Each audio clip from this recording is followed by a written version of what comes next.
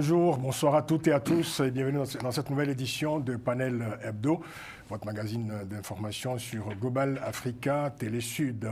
Merci une fois encore pour votre fidélité à tous les programmes de cette chaîne de Global Africa Télé Sud.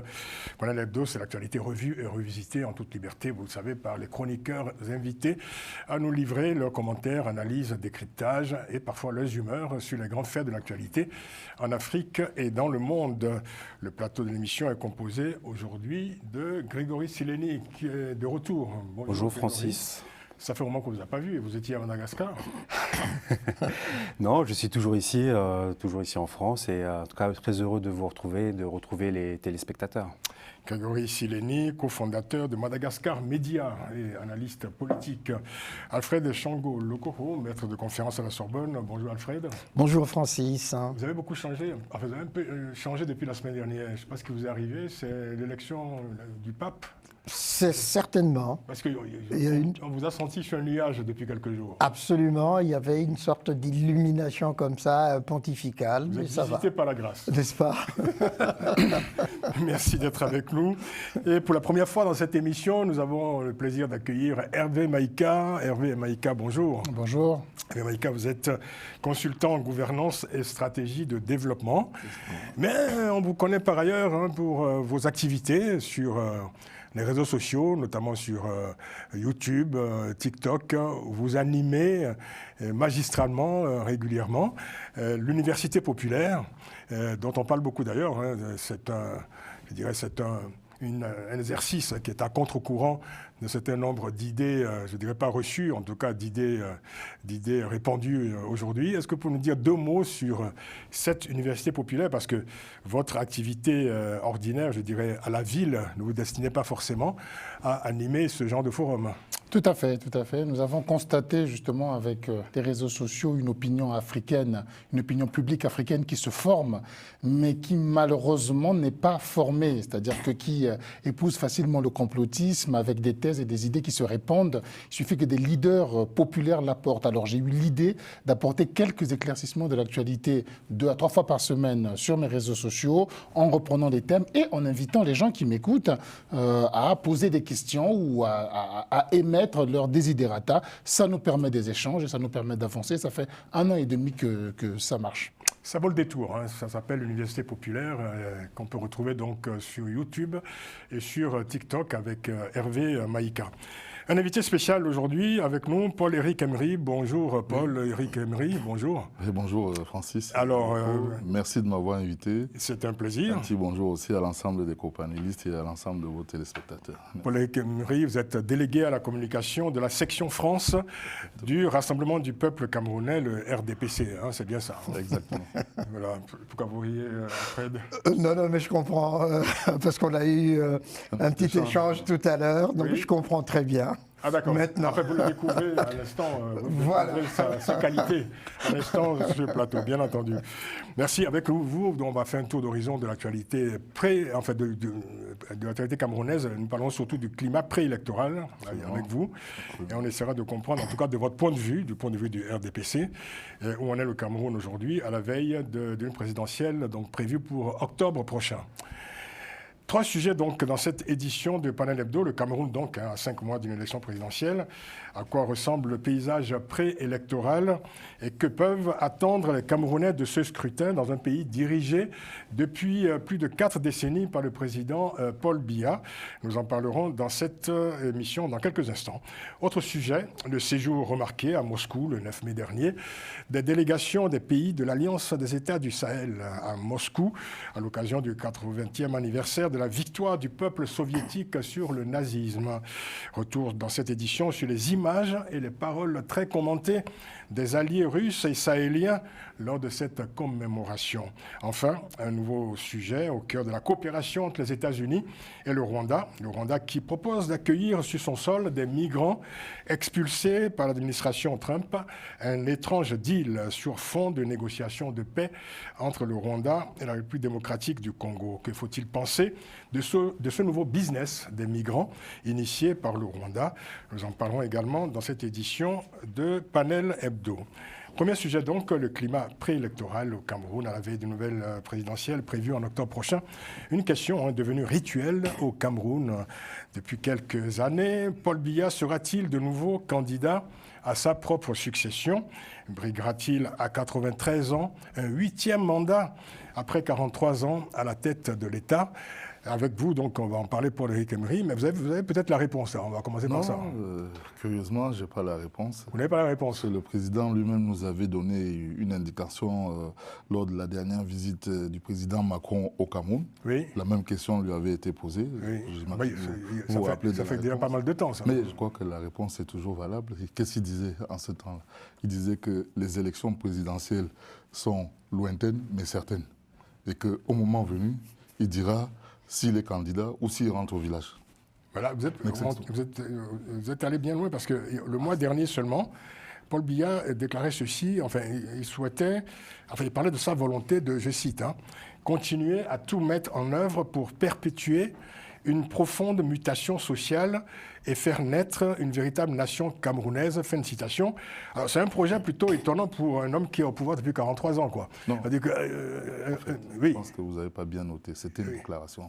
Pardon? C'était juste une déclaration. C'était une déclaration, là. Absolument. Oui, mais le contenu de la déclaration peut surprendre parce qu'on a l'impression du programme d'un nouveau candidat qui veut inventer un Cameroun nouveau. De la part de quelqu'un qui est au pouvoir depuis 43 ans, il souhaite perpétuer une profonde mutation sociale et faire naître une véritable nation camerounaise. Non, en fait, je vais vous situer. C'est-à-dire que si vous lisez Cameroun Tribune, tous les jours, le président y met une petite adresse à l'ensemble de la nation. Ça, c'est depuis qu'il est au pouvoir. D'accord. Aujourd'hui, cette petite adresse s'est déplacée dans les réseaux sociaux. Mais il a dit quand même ça. Il le dit, bien sûr. Non, mais c'est un projet, c'est un projet politique, ça. Je vous fais relever juste le fait que ce n'est pas la seule déclaration qu'il fait. Ah, mais c'est sûr, oui. Donc maintenant, si vous arrêtez que sur celle-là, bon. Mais ça, c'est une déclaration d'intention quand même à tout le monde. Ah, ça, je ne suis pas aussi certain que vous. Donc, moi, en tant que délégué à la communication, mais alors, qu'est-ce que vous faites en ce moment? Est-ce que vous... Actuellement, nous faisons notre Vous faites la promotion de la parole présidentielle? Nous faisons notre travail partisan qui est d'amener le grand nombre des citoyens camerounais à s'inscrire sur les listes électorales. D'accord. Et nous faisons un travail déjà, nous, au sein de notre formation politique, d'amener l'ensemble de nos militants, non seulement à avoir les cartes d'identité nécessaires, et ensuite de s'inscrire effectivement sur les listes électorales. D'accord, très bien. C'est ça les enjeux. D'accord. À 5 mois de la présidentielle, quel est donc le candidat du RDPC? Non, je vais vous répondre donc... Vous n'avez pas de candidat à 5 mois? Attendez, je vais vous répondre à un double niveau. Vous savez, moi je suis membre de la formation politique RDPC. Nous avons un règlement intérieur qui nous dit que le président de notre formation politique est le candidat naturel à l'élection présidentielle. Donc Paul Biya, donc. Ça n'a pas changé. Ça n'a pas changé. Donc, en tant que partisan... Donc, jusqu'à preuve du contraire, jusqu'à nouvel ordre, c'est Paul Biya qui est le candidat naturel. Jusqu'à nouvel ordre, c'est que le camarade Paul Biya est le premier des militants. Vous dites camarade de RDPC, oui. C'est notre camarade. C'est un camarade partisan. C'est celui-là que nous présentons à l'élection présidentielle prochaine. Bon, ça, c'est l'affaire du parti. Et je vous ai dit d'entendre ce que le président lui-même a dit. Donc, on n'est pas encore au niveau des candidatures. Soyez patients, ça va arriver. Est-ce que vous le souhaitez, vous, que Paul Biya soit candidat? Mais je viens de vous répondre. Non, est-ce que vous le souhaitez? Mais je viens de vous le dire. Non, vous avez dit que c'était le candidat naturel du parti. Je vous pose la question sur un plan purement personnel. Est-ce que vous, personnellement, vous souhaitez que Paul Biya soit candidat? Vous savez, quand vous avez un camarade, le meilleur des souhaits que vous puissiez faire, c'est de l'accompagner le plus loin possible. C'est bien ça, non? Non, mais est-ce que vous souhaitez... Parce que ce n'est pas une réponse. C'est même pas un souhait, c'est une réalité. Paul-Éric Emery. Je vous réponds, ce n'est pas un souhait. Donc pour nous, c'est une réalité. Ça semble manquer un peu d'enthousiasme. C'est comme si vous y allez juste parce que les dispositions du parti ont prévu que Paul Biya, et non parce que c'est le candidat le meilleur pour apporter l'eau, l'électricité, la santé aux Camerounais, mais juste parce que, ce sont les faits. Ne mettez pas la charrue avant les bœufs. Amener l'eau et l'électricité au Cameroun, c'est quelque chose qui... Et les routes.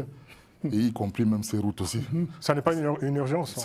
Non, mais attendez, si on s'arrête quelques secondes sur cet aspect des routes, le Cameroun, au niveau de la région Afrique subsaharienne, aujourd'hui totalise à peu près 10 600 km de routes bitumées.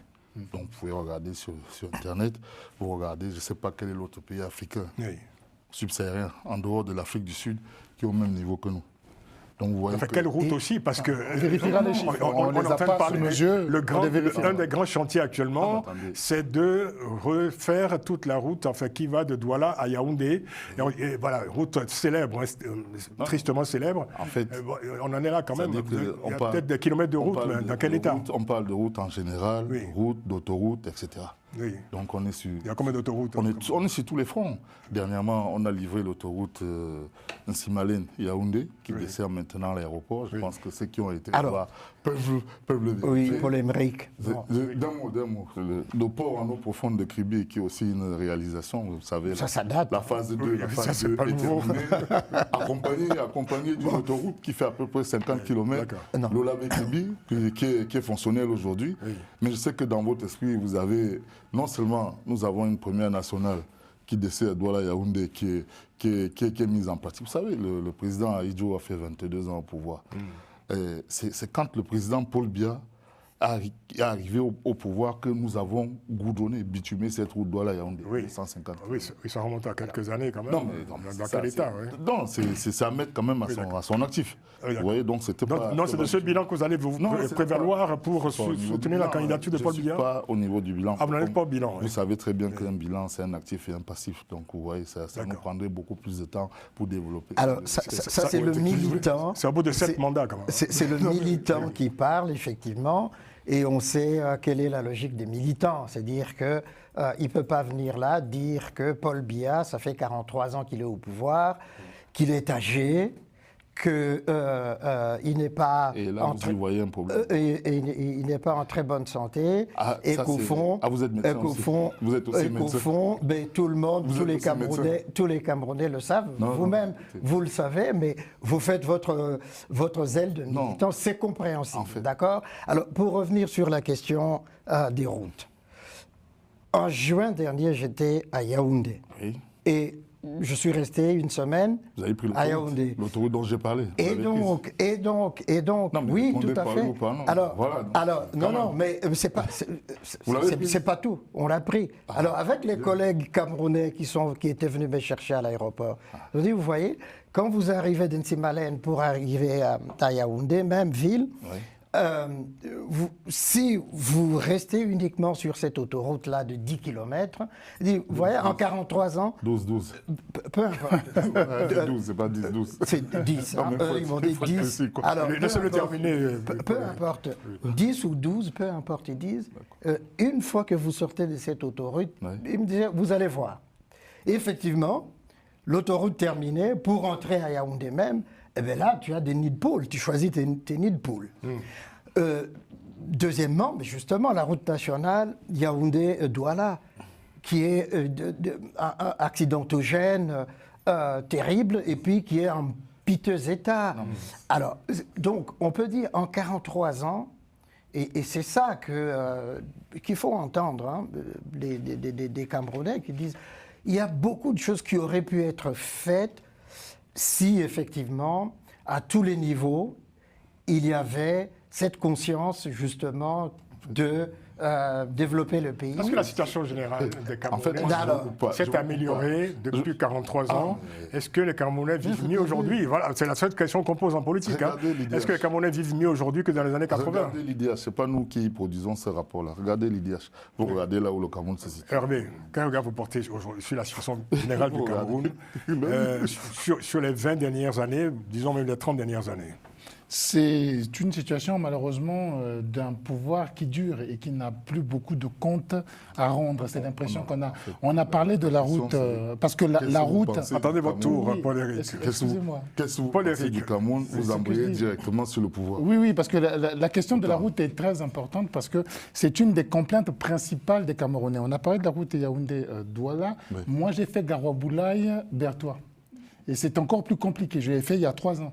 C'est encore plus compliqué et c'est un des points sur lesquels les Camerounais reviennent souvent. En fait, on a le sentiment d'un pays endormi. J'ai connu le Cameroun il y a près de 20-25 ans, où l'aéroport était quelque chose de très joli, où ça dominait au niveau continental, sous-régional. Mais aujourd'hui, ce que c'est devenu, on sent un pays décrépit, on sent un pays fatigué, on sent un pays dans lequel il n'y a plus d'énergie, il n'y a plus de souffle. Malheureusement, c'est l'impression qu'on a quand on est étranger, que l'on voit ce pays, et que peut-être que le pays aurait besoin d'un un deuxième souffle. C'est pas Je n'ai pas de raison d'être pro ou contre Biya, hein, mais c'est l'impression extérieure. Ce n'est même pas l'impression, Maïka. Air Cameroun. Non, mais attendez. Ah, non, mais parce que... Vous aurez largement le temps de répondre à tout le monde. Je voulais juste pointer juste un élément.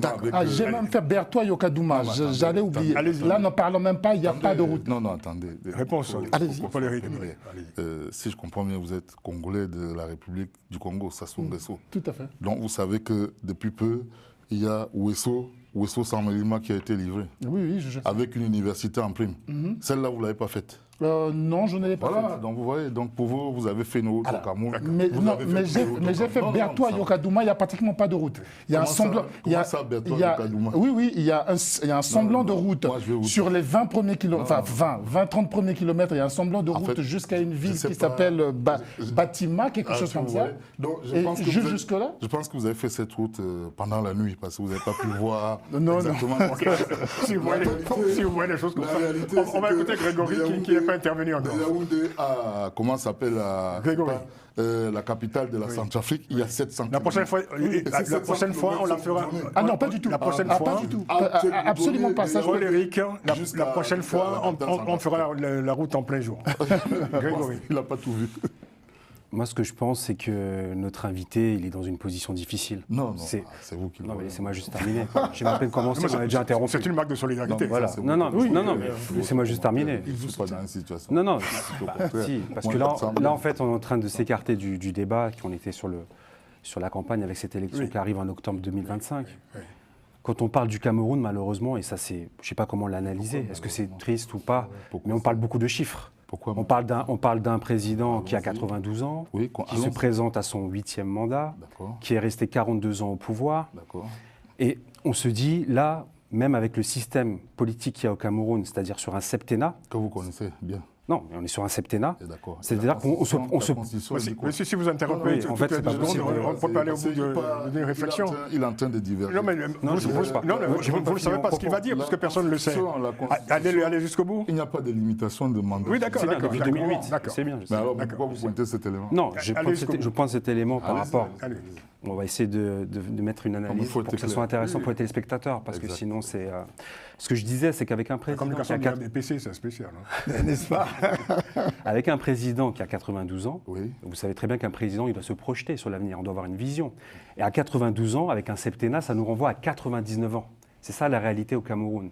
Donc moi, ce que je pense par rapport à ce qui est en train de se jouer, parce qu'on a vu sur les élections de 2018, Maurice Kamto a réussi à obtenir 14%, tout le monde est en train de se dire, que ce soit dans le camp du RDPC, ou en tout cas du camp du président ou de l'opposition, c'est plutôt la succession qui intéresse. Parce que là, à la limite, vu le système, comment tout est verrouillé, on peut très fortement subodorer que le président va encore être réélu, mais il va se poser à un moment donné la question de la succession. On a vu tout le battage médiatique qui a eu lieu l'année dernière, en 2024, quand il y a eu cette fameuse vacance de pouvoir. Donc, vacance de pouvoir. Ça m'amène à poser justement la question. Ça m'amène à vous poser la question. C'est factuel. Et Paul-Éric, ça m'amène à vous poser la question suivante que tout le monde se pose. C'est une question basique également au Cameroun. Comment vous expliquez qu'il n'y ait pas aujourd'hui une alternative à la personnalité de Paul Biya au sein de votre parti du RDPC? Mais je l'ai déjà dit dans d'autres émissions, le RDPC n'est pas une formation monolithique figée.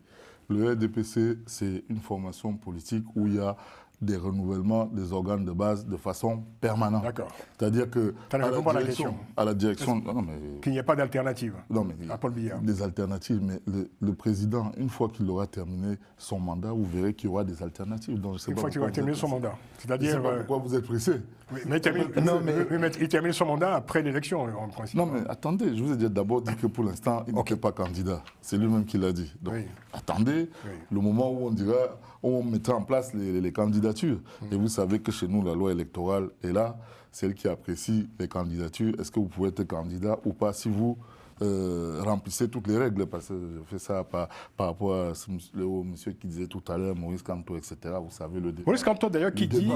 Maurice Kamto... Est-ce qu'il sera candidat ou pas Maurice Kamto, politique. Maurice Kamto, je précise, leader du MRC, le mouvement de la Renaissance du Cameroun, qui a qualifié de criminel une probable candidature de Paul Biya. Non, mais vous savez, chacun est libre de ses déclarations. Mais le mot est fort. Chacun est libre de ses déclarations. Oui. Mais Il n'y a pas que lui. Hein. Il n'y a pas que lui. Attendez, moi je vais vous dire Des évêques catholiques qui ont également donné de la voix et qui ont demandé à Paul Biya de ne pas prétendre à un nouveau mandat. Quand vous êtes un leader politique et que vous avez la responsabilité de conduire un certain nombre de militants dans les assemblées, au Sénat, etc., et que vous décidez de façon unilatérale de ne pas partir aux élections, c'est ça qui est criminel. C'est ça la vraie criminalité. C'est la réponse que vous apportez à Non, Maurice Kamto. ça c'est la première. Et quand vous dirigez un pays et que vous vivez la moitié de l'année à l'étranger... Comment ça, la moitié de l'année d'où ça vous sort? C'est un peu le cas quand même de Paul Biya, quand même, qui je sais pas passe d'où ça vous vient. une bonne partie de l'année quand même en Suisse. Ah non, le président, loin de son moi, pays. Ça fait au moins 2 ou 3 ans qu'il... Il fait du télétravail? Non. Il est entre la présidence et son village. Mais... Je sais pas... C'est une présidence en télétravail. Je sais pas d'où vous tirez tout ça. Mais vous qui connaissez très bien le Cameroun, qui est membre du RDPC, qu'est-ce que, au bout de ces 42 années de pouvoir, qu'est-ce qu'a fait de fort Paul Biya? Qu'est-ce qu'on peut retenir? C'est une bonne question. Non, mais c'est ça en fait. Qu'est-ce qu'on peut retenir? Paul Biya nous a apporté déjà beaucoup d'expérience. Beaucoup de... C'est ça qui compte. Expérience, Vous savez, diriger, vous savez, il n'y a pas une méthode, il y a une méthode qui vous amène au développement de façon mathématique. Tout ça, c'est des heuristiques. Comprenez?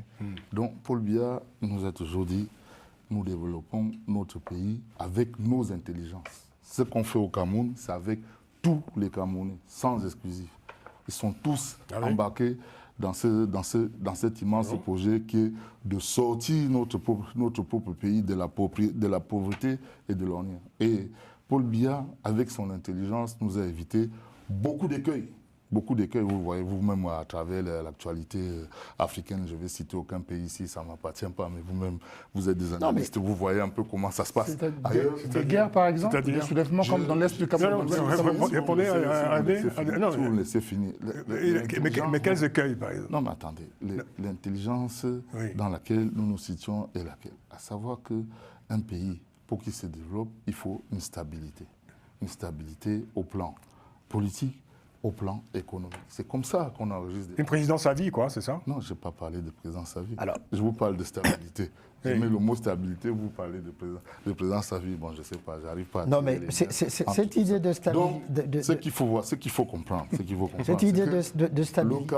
Le Cameroun se développe avec ses propres énergies et ses propres forces. On n'en dit ce qu'on vient pas. Et la situation n'est pas figée. Il y a comme beaucoup de pays. Et ça bouge dans tous les sens. Sauf que on était... Domaine par domaine, vous verrez qu'on enregistre des progrès dans tous les domaines. Sauf que, c'est ce que je dis, ça c'est le militant qui parle du RDPC. Je dis, j'étais à Yaoundé l'année dernière, au mois de juin, pour partir de mon hôtel jusqu'à l'université de Yaoundé 1, en passant devant la gendarmerie. La route, elle est impraticable, il y a des trous. Vous avez été traumatisé par les Camerounaises. Mais oui, mais je pose la question au chauffeur de taxi qui m'y amenait. Vous savez la réponse? Il me dit, le Premier ministre, il habite pas loin d'ici. Tous les matins, il passe là. Il voit tout ça, mais rien n'est fait. Il dit, au fond... Est-ce que vous voulez dire que c'est indicatif de l'état général du pays? En partie, c'est l'indicatif de l'état du pays. Et il y a, au fond, chez beaucoup de Camerounais, une forme de résignation face à cette situation, parce qu'il y a aussi la répression. Et parce qu'il y a aussi la répression, ce qui fait que, justement, en maintenant simplement au cas de l'université, d'accord? Vous savez combien de jeunes universitaires camerounais ont fui le Cameroun pour aller ailleurs? Non, parce que oui, vous connaissez le nombre. Je sais. J'en ai croisé beaucoup qui sont dans les universités américaines, qui sont venus. Ce n'est pas la et la question, je ne vais pas citer leur nom. Non, parce que justement, il y a toutes les nationalités africaines la question, c'est non. Là, vous êtes en train de plaisanter, mais c'est sérieux parce que eux, ils disent, si, dans cette université, s'il n'y avait pas justement de système de passe-droit pour écarter les meilleurs, choisir celui-là, etc. Non, je vous le dis, vous pouvez... Non. Et ce qui fait que finalement... On va bientôt conclure sur ce Oui, ce qui fait que finalement, beaucoup partent et puis beaucoup sont désespérés parce qu'il y a la dégradation des conditions de travail dans l'université camerounaise. Tous les collègues que j'ai rencontrés là-bas, qu'ils soient du nord, de l'est, de l'ouest, du centre, tous ils te disent... On aurait pu également parler de l'état de la santé, non, mais attendez, même dans la situation économique, mais on va revenir peut-être au sujet politique quand même, puisque c'était le sujet de... C'était le sujet... Je vais demander à Hervé, quel regard vous portez aujourd'hui sur l'espace politique camerounais? Juste un mot. Voilà, c'est un pays qui a choisi, comme beaucoup de pays subsahariens. S'il vous plaît, je peux poser une question. Je peux poser une question, Paul-Éric Eboué. Je m'adressais à Hervé Maïka. Le Cameroun, comme la plupart des pays subsahariens, d'Afrique subsaharienne, voilà, s'est engagé dans un processus de démocratisation il y a plus de 30 ans maintenant. Quel bilan pourriez-vous faire, je dirais, de ce processus aujourd'hui au Cameroun? Est-ce que ce processus est toujours actif ou peut-on parler, je dirais, d'une sorte de contournement de ce processus par le régime du RDPC, puisque aucune alternative n'a été possible, aucune alternance n'a été possible depuis que ce processus a été engagé? Oui, c'est malheureusement un peu le lot des démocraties qui sont arrivées en Afrique depuis les années 90. Il y en a très peu qui se sont confirmées. On va les citer du bout des doigts. C'est le cas du Bénin, par exemple. C'est le cas de quelques pays, mais dans la plupart, les pouvoirs en place ont tout fait pour essayer de maintenir le pouvoir. J'ai grand espoir pour le Cameroun quand même, parce que le Cameroun réussit quand même à avoir de nouvelles personnes, de nouvelles figures, de nouveaux partis pour susciter l'espoir d'un lendemain. Même si on ne voit pas le RDPC essayer de trouver des candidats de substitution à Paul Biya, on l'a dit tout à l'heure, à 92 ans, il faut bien le moment de... Ce n'est pas trop tôt de penser à l'avenir, je crois, à 92 ans, et le parti va éclater, pense-t-on, à la mort de Paul Biya, mais autour, nous avons eu l'émergence des profils comme Kamto, comme Cabrel Libi, etc. Il arrive quand même à se régénérer et à donner un espoir, une autre voie à suivre, et je trouve que c'est le bon côté des choses. Ce n'est pas terne et mort comme dans d'autres pays où... Alors, on ne va pas fermer ce chapitre, évidemment, sans évoquer le conflit dans le nord, dans les deux régions anglophones.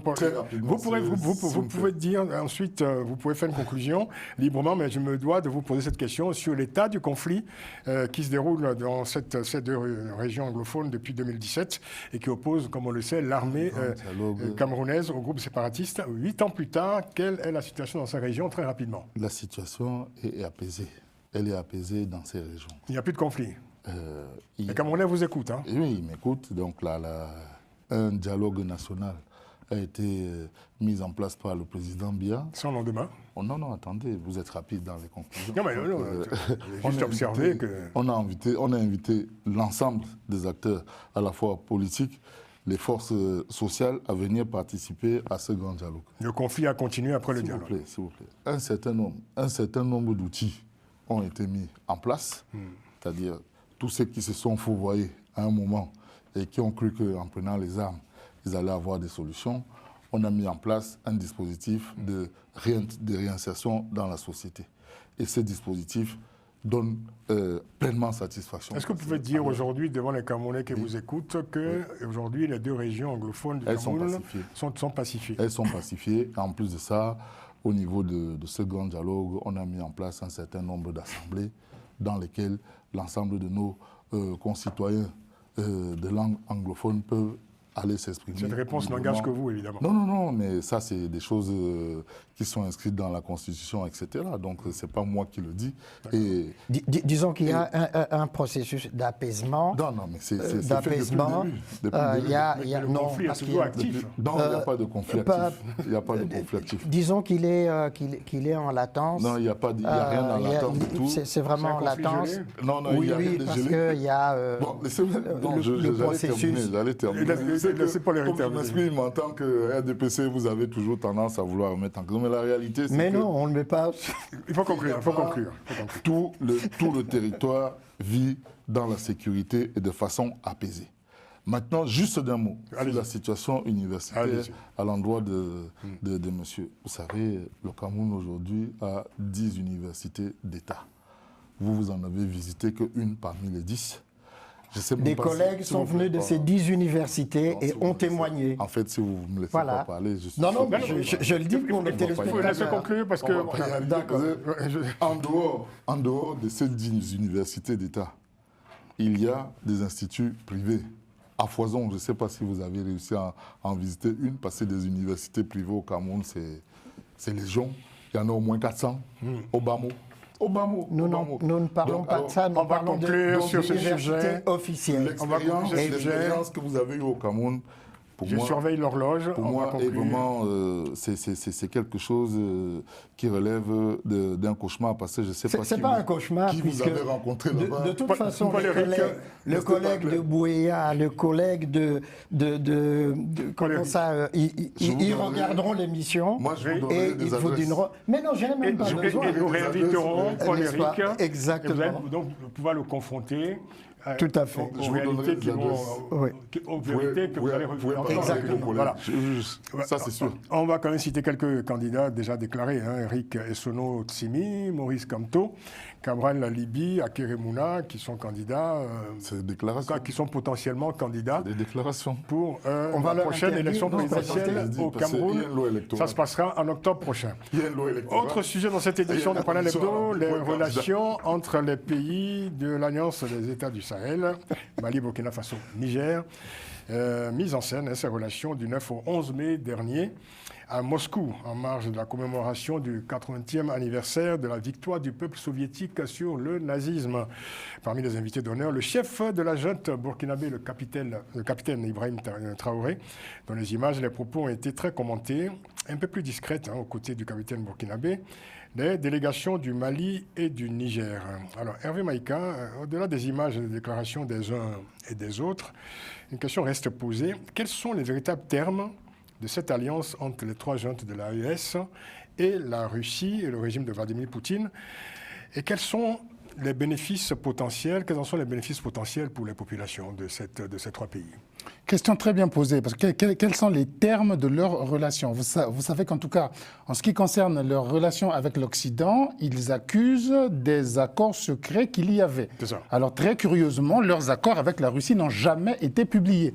Donc les accords secrets seraient une volonté de ce gouvernement-là qui détiendra des accords inconnus avec la Russie. En tout cas, à ce jour, personne n'a jamais vu le moindre type d'accord que ces pays auraient signé, soit avec Wagner, soit avec l'État de Russie. Donc très difficile à analyser les yeux fermés.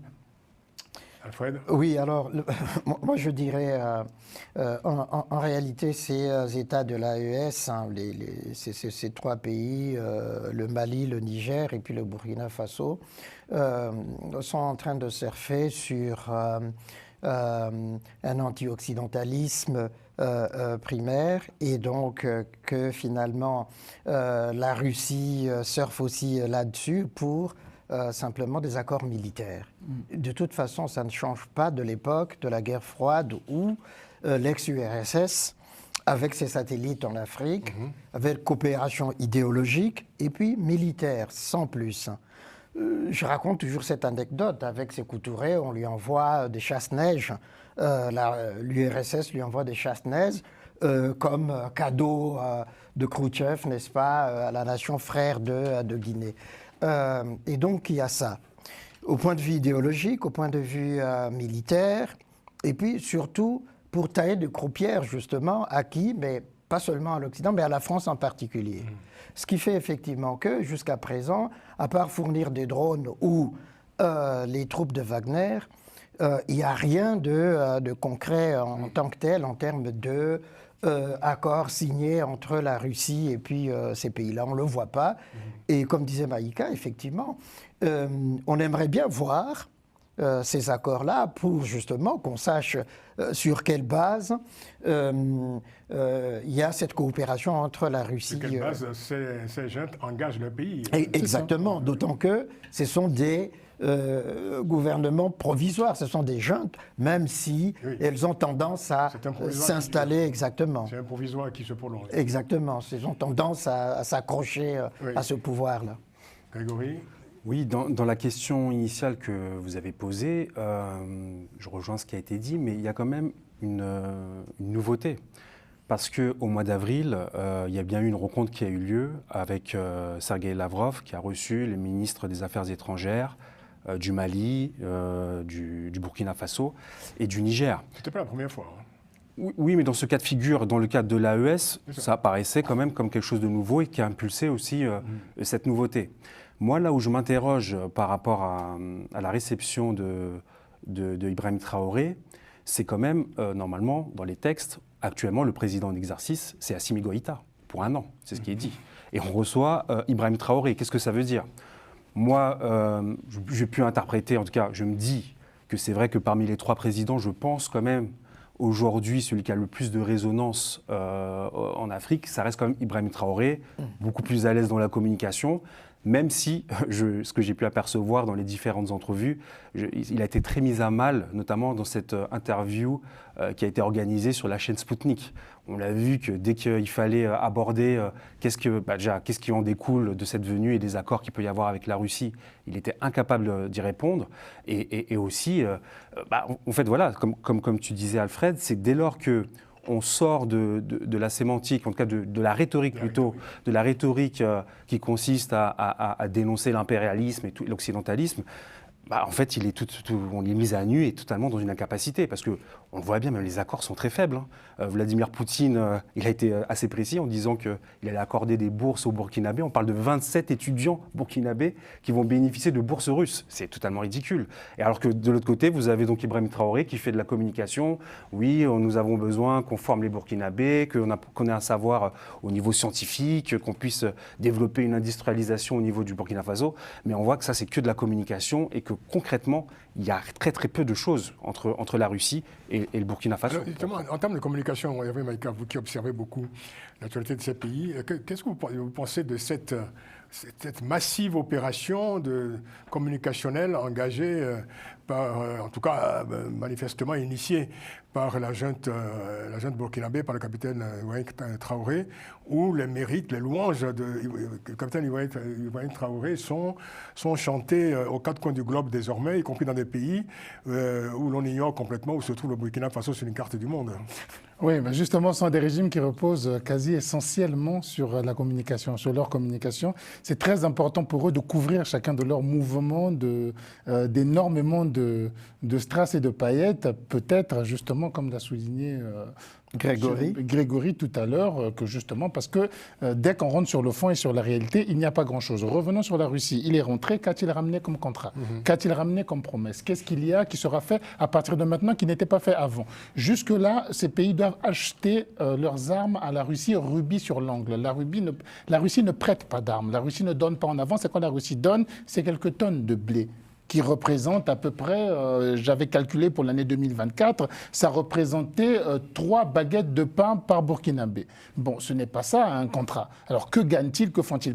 À la place, ils font énormément de bruit. Vous avez vu avec l'avion russe qui lui a été prêté, qui aurait été escorté par des avions de chasse. Et les avions de chasse filmés, c'était des F-16 américains. C'est assez compliqué.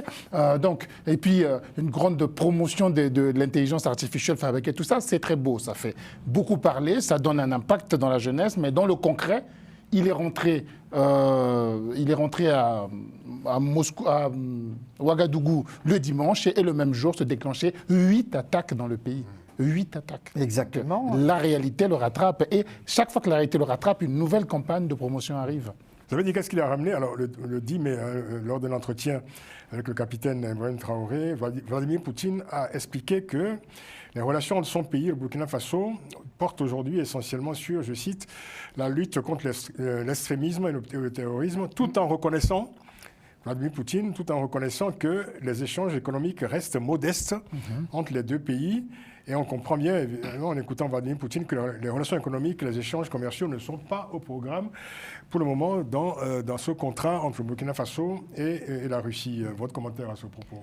Mais si on revenait dans le passé avec l'ex-URSS, ça vous rappelle les années 70-80, c'est ça? Mais exactement. Rien n'a changé dans cette politique russe vis-à-vis des pays frères. Comme on disait à l'époque.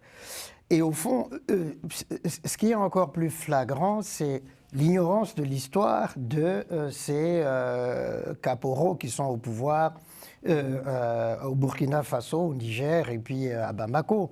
Deux généraux et un Ils capitaine. sont généraux et capitaines. Enfin, bon, pour moi, c'est des caporaux. Hein. Ils peuvent s'appeler généraux, tout ce que vous voulez, peu me chaud.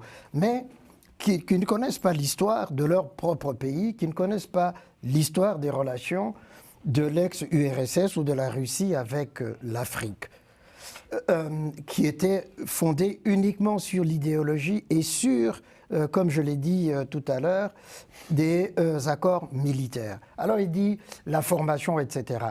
Quand on regarde les statistiques qui ont été faites il n'y a pas longtemps par un institut ici à Paris, entre 1960 et 90, 30 000 étudiants africains. 30 000, d'accord? Entre 60 et 89.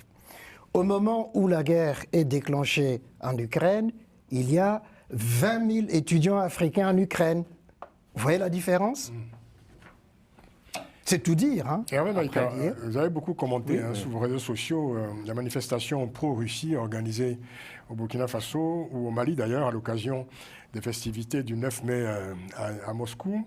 Qu'est-ce qu'il faut retenir de la manière dont les dirigeants de l'AES ont associé leur population, enfin une partie de leur population, certains en tout cas de leurs affidés, de leurs concitoyens, à cet événement? On a vu des drapeaux russes agités pendant ces manifestations, des chants d'ailleurs, voire des danses, des danses et des couplets russes entonnés par des Maliens et des Burkinabés. Ça, c'est terrible. Quelle réflexion cela vous évoque? Oui, nous sommes en face de régimes qui sont venus quand même avec un discours, il ne faut pas l'oublier, enfin un discours qui a évolué avec le temps, mais d'abord c'était pour mettre fin à la guerre, et puis bon, c'est pour libérer l'Afrique et le continent de son attachement à des maîtres colons, etc. Et puis tout d'un coup, à chaque célébration de l'anniversaire de Vladimir Poutine, on a des drapeaux russes dans toute la ville, on a des officiels qui dansent pour la Russie, et maintenant ce sont les enfants, les jeunes qui sont habillés en tenue militaire russe. Nous avons vu des drapeaux russes, enfin, j'ai un certain âge, j'ai passé la cinquantaine, je n'ai jamais vu, j'ai vu une quinzaine de pays africains, j'ai jamais vu des drapeaux étrangers à l'intérieur d'un pays africain, ceux que l'on appelle les esclaves de la France ou les préfets de la France. Quand on voit un drapeau étranger, un drapeau français ou américain, c'est qu'il y a la visite du chef d'État de ce pays-là, donc on accueille un autre pays, c'est normal, et c'est sur l'avenue, il va passer, puis après ça disparaît. Mais alors aujourd'hui, on a l'impression que chaque ressortissant de ces pays doit avoir son drapeau russe et doit le célébrer. Il y a encore un événement qui s'est passé, une attaque qui a eu lieu dans une ville qui s'appelle Dipaga, à l'est du Burkina Faso. L'attaque a eu lieu ce mardi. Et les terroristes, parce que ce sont réellement des terroristes, les gens du JNIM, etc., il ne faut pas les excuser, ce sont des bandits, même s'ils essaient de soigner leur image. On les a vus aller faire tomber le centre-ville où il y avait un drapeau de la Russie qui se tenait dessus. Et ils ont parlé de libérer le pays. Enfin, c'est quand même un camouflet pour des gens qui sont venus libérer leur pays et qui se retrouvent à couvrir le pays de cachets russes et de drapeaux russes. C'est terrible. Un mot, Grégory, ensuite on va demander une conclusion générale à notre invité spécial sur cette question, si vous le souhaitez, évidemment. Je voulais juste rebondir un peu sur ce qui a été dit. Le contexte est quand même différent avec la relation entre l'AES et la Russie, et de manière générale, on va dire l'Afrique. Je pense par exemple avec le démantèlement de Wagner et notamment l'arrivée et l'émergence de Africa Initiative sur le continent, c'est-à-dire de cette société russe qui fait de la communication et de la propagande, on est en train de construire un narratif et il y a une guerre d'information qui s'installe sur l'Afrique. Et ça, je pense qu'il ne faut pas non plus l'occulter parce que notre continent, le continent africain, reste quand même le continent le plus jeune. On a une population qui est très très jeune et qui adhère à ces discours. Quand je disais tout à l'heure que Ibrahim Traoré a quand même une certaine résonance et une certaine popularité en Afrique, il y a des gens qui sont totalement convaincus, on évoquait tout à l'heure sur les thèses conspirationnistes qui plaisent au grand public. Donc il y a cette guerre d'information qui est importante et la Russie donc a besoin de l'Afrique à ce niveau-là pour justement dans sa lutte qui est beaucoup plus grande face à l'Occident, parce qu'il faut avoir un contre-pouvoir. Et toujours dans ces relations internationales, il y a quand même aussi la position de la Chine, parce que la Chine aussi commerce aussi avec les États de l'AES, et ce qui du coup en découle une autre question. Comment doit se comporter la CEDEAO vis-à-vis de l'AES dans les relations qu'il y a dans la sous-région? C'est un vrai sujet, évidemment. Un mot, Paul-Éric. Vous savez, nous avons une tradition camerounaise qui est de dire que nous soutenons l'ensemble des pays frères et nous ne commentons jamais leur actualité. Ah, ça c'est vraiment le militant qui dégage en touche, hein, qui ne veut pas se mouiller. Bon, on va donc, on va donc aborder le troisième. C'est un domaine réservé du président. Mais On va aborder le troisième et dernier sujet Il de ne cette m'appartient pas à édition. moi de faire des commentaires. Un sujet qui va vous plaire d'ailleurs, que vous n'allez peut-être pas commenter non plus. Non, le dernier sujet. On va parler de la proposition du Rwanda Celle-là, d'accueillir sur son sol des migrants expulsés des États-Unis. Hein. Proposition faite à l'administration Clinton au moment où cette dernière tente une médiation entre le Rwanda et la RDC pour mettre fin au conflit en cours dans l'est de la RDC, justement. Alors, l'accord pour l'externalisation des migrants vers Kigali est en cours de négociation entre Washington et Kigali. Un accord vivement critiqué, hein, Alfred, par les organisations humanitaires. Alors, que faut-il penser de cette démarche du Rwanda, qui n'est pas une première en soi, puisqu'il y avait déjà eu cette initiative entre le Rwanda et le Royaume-Uni, hein, et qui a fait long feu depuis. Qu'est-ce qu'il faut penser de cette démarche du Rwanda aujourd'hui auprès de ses interlocuteurs américains? Je pense que Paul Kagame, il est en mauvaise posture aujourd'hui, hein, depuis qu'il a été épinglé sur ce qui se passe à l'est de la RD Congo.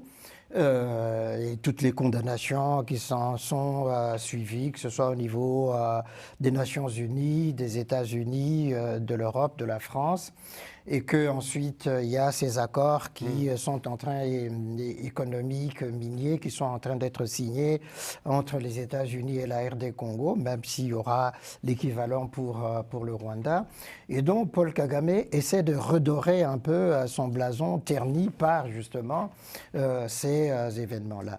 Et puis moi j'irai encore un peu plus loin, c'est-à-dire que chercher à avoir des migrants déportés par les États-Unis au Rwanda, après l'échec, le camouflet britannique, ça montre effectivement qu'il est en panique, Paul Kagame. Et d'ailleurs, même si on en revenait au Royaume-Uni, Rishi Sunak avait investi, l'ancien Premier ministre britannique, près de 370 millions d'euros pour construire des équipements. Ils avaient versé au Rwanda. Une partie avait été 370 millions et Kagame n'a même pas restitué cet argent. Vous voyez?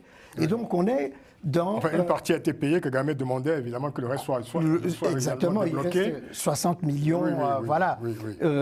Et donc, on voit là effectivement quelqu'un qui est en panique. Londres avait versé exactement 280 millions d'euros à Kigali, et Kigali réclamait le reste. Mais ce qu'il faut dire surtout à l'époque, c'est que la Cour suprême du Royaume-Uni avait statué en novembre 2023 sur cette affaire, ça devait être un projet de loi d'ailleurs, qui était donc, il faut dire, fortement contesté devant la justice. Hein. La Cour suprême avait considéré que ce projet de loi était illégal au regard du droit international.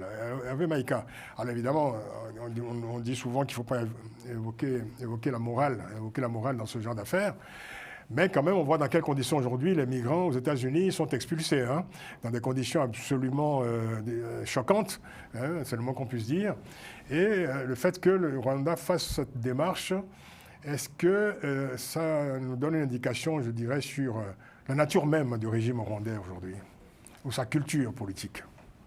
Oui, alors, sur sa culture politique, oui. Déjà, c'est une erreur de communication, à mon avis. Il a voulu faire pour de la communication, pour pouvoir avoir quelque chose à donner en échange à Donald Trump, parce qu'il se retrouve comme dans toute négociation, il faut apporter quelque chose. Il faut dire qu'en face aussi, Tshisekedi propose des minerais aussi. Exactement. Et lui, il n'avait pas grand-chose à proposer, il a trouvé cette idée. Mais la dernière fois, ça lui a coûté très cher, parce que ça lui a coûté le soutien de pratiquement toute la gauche européenne qui le soutenait encore. Parce qu'avant, tout le monde était avec lui, mais là, la gauche l'a lâché, a commencé à être critique vis-à-vis du Rwanda à cause de cette proposition. La droite, et surtout la droite de la droite, est déjà très critique, avec Thierry Mariani au Parlement européen qui tire sur le Rwanda tous les jours. Et je crois qu'en insistant comme ça, il est en train de perdre le soutien des politiques européens. Mais à côté de ça, moi je pense à autre chose, c'est-à-dire que le système Kagame est beaucoup assis sur l'exploitation des réfugiés d'une manière ou d'une autre. Il ne faut pas oublier qu'il est arrivé au pouvoir avec des réfugiés rwandais qui vivaient en Ouganda Lui-même. et qui ont fait d'abord la guerre avec Yoweri Museveni pour chasser le président qui était sur place, Milton Obote.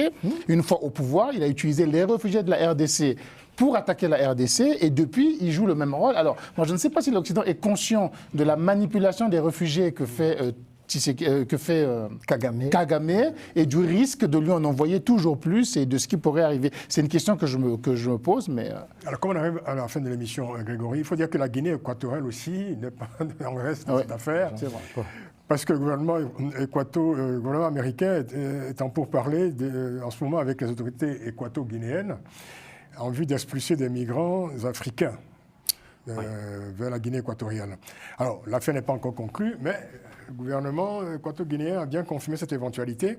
Alors, dans le même temps, les autorités équato-guinéennes, il faut bien le dire, ont lancé récemment une vaste opération d'expulsion d'immigrés subsahariens, notamment des Nigérians, Camerounais et des Tchadiens présents dans le pays depuis de nombreuses années.